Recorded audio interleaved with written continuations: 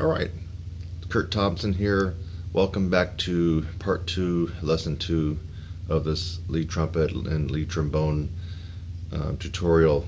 And we're kind of talking about the 3 reasons that would scare you off from getting up and pulling the trigger and getting into the lead trumpet chair, the lead trombone chair.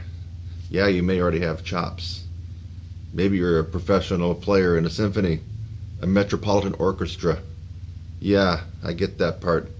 But why haven't you pulled the trigger and gone into a pro big band or even a community big band and got your lead on? We're talking about the reasons right now.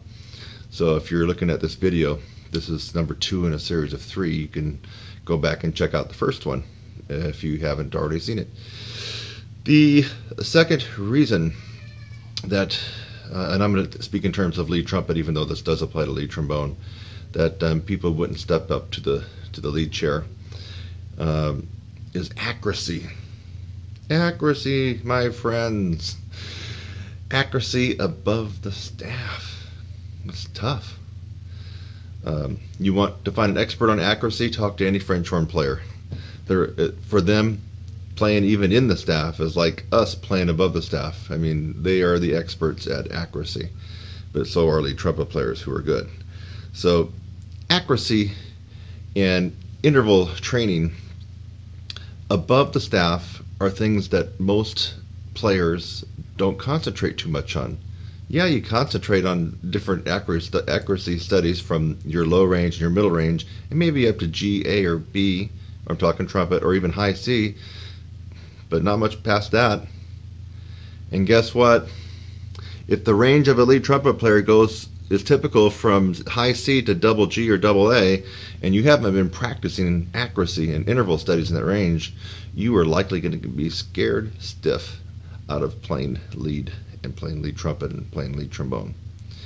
So in my lead trumpet stylings course, Introduction into Lead Trumpet, we cover every base, every issue that you need to feel confident in stepping up to the plate and playing lead trumpet or lead trombone.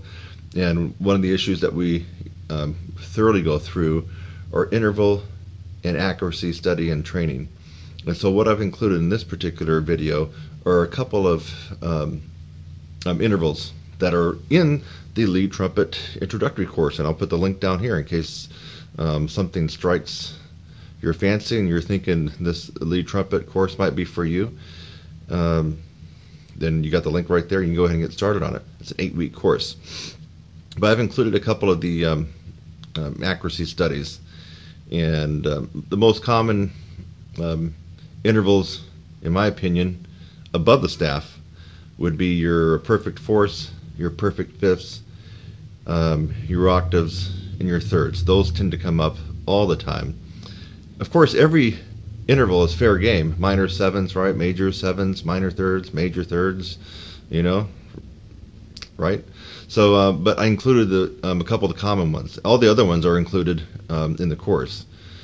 If you got really good at the octave, accuracy studies and intervals, the fourths and the fifths, you would feel pretty decently confident to play a lot of lead charts. Of course, there's more intervals. I'm just kind of repeating that again. But if you need to get good at the fourths, fifths, and octaves, especially a lot of times they end a song like that, da da da da da da, or bowie. So that can be pretty scary if you're doing a fourth, fifth, or octave leap at the very end of a song, and you happen to end on a high F, or a double G, or even a high E, and that's the last note of the song, and it came out of a pretty big interval. So that's why it scares a lot of people away from playing lead trumpet. I'm talking about even professional symphonic principal trumpet players, and I played with a few on certain gigs, especially when I was up in Seattle. And you know who you guys are if you happen to be watching this video. Yeah, playing principal trumpet in a symphony, you're used to playing up to high C's and maybe D's, on your C horn, right? You're not used to playing octave skips from high A to double A and having that be the last note of a piece, or high C to high F, and having high F be the last note of a piece. You're not used to doing that. And that would be one reason, even though you're an awesome professional, great player, you haven't wanted to tackle the lead trumpet part in your local big bands. So right now I'm going to go ahead and pause, and what you're going to see are just a couple of excerpts from my Introduction to Lead Trumpet Stylings course. And it's going to be music on, on staff, obviously. And I've included the perfect fourth interval. There's all kinds of formats, obviously, for the perfect fourth. I just threw this one in. Also, after that, you'll see the perfect fifth. This is a really common one. It's an eighth rest followed by a dotted quarter note, and then a quarter note. You get the idea on that one. The last one would be octaves. And as you're scrolling through it, you can see the octaves tongued, and then the second part of it would be slurred. After you check those out, I'll come back in and we'll sign off.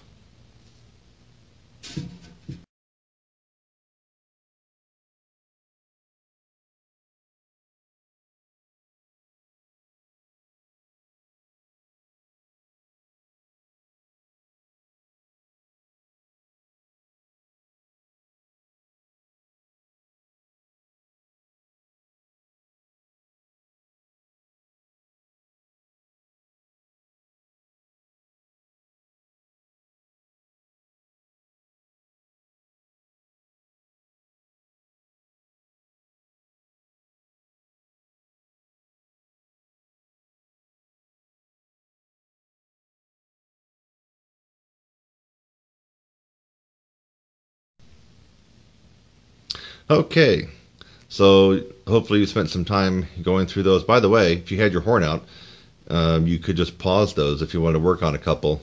They do start pretty high, so if you're a beginning lead trumpet player, there are bands you can get in that pretty much just require you to have a high D or a high E flat. There are some I wouldn't even call them semi-pro bands, but just good, community jazz bands, jazz ensembles, big bands, where they're playing older charts. Obviously, they're not playing Maynard stuff or Buddy Rich stuff, but there's a lot of stuff that you can get covered with just the high D or high E flat high range.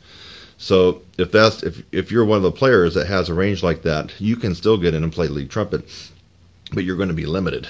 And so anyway, if you're looking at the sheet and you're going, oh my God, it's way too high, you can get a piece of manuscript paper and a number 2 pencil and write out those same type of intervals for you and for your range, and start working on them where you are right now. On the other hand, if you are sitting there with a high D or a high E flat with aspirations to play lead trumpet, go ahead and get the course and start learning how to do it. But I would seriously recommend you getting my big course. You will need to get your range up past a high D. Sorry, folks. I mean, you just got to have the full upper register in your pocket. I mean, working range up to double G. And actually in 2014, you really need to have the double A. I mean, if we're talking, pro lead player, you just got to have that, because it comes up. It really does. It just comes up. And even if it doesn't come up, you don't want to be playing on your teeth in a show where you're playing lots of high E's and F's, where your range is only high E and F. You're going to be playing on your teeth, and it's not going to be a fun experience. So you want to get your range up as high as you can. So hopefully this was pretty informative, and it's revealing to a lot of people who have been scared, and I'm putting it right out there, why you are scared to get up and play lead trumpet or lead trombone. And this was the second thing, accuracy, being exposed on a huge wide interval and having to nail those high notes after an interval leap, and especially at the end of a song, or at the end of a phrase, or at the end of a shout section. It can be pretty unnerving to do that, and you need to start practicing right now. So I'm Kurt Thompson. As always, you can go check out more stuff at TrumpetSizzle.com. TrumpetSizzle.com. And you could email me at Kurt, K-U-R-T, at TrumpetSizzle.com. I'm going to put some links. If you'll click on a little arrow down there where it says description, it should open up a little bit more about what we just talked about. or at the very least, I'm going to have some links. So you can go pick up the lead trumpet course, that 8-week course if you want. And at the same time, if you're a little bit weak on range, whether you're a trombone player or a trumpet player, you can pick up the big course. That's almost guaranteed to add 3, 4, 5 notes or more to your range. So hope this was interesting, and it's on the house. And I'll catch you in the last and final third part of the series. Bye-bye.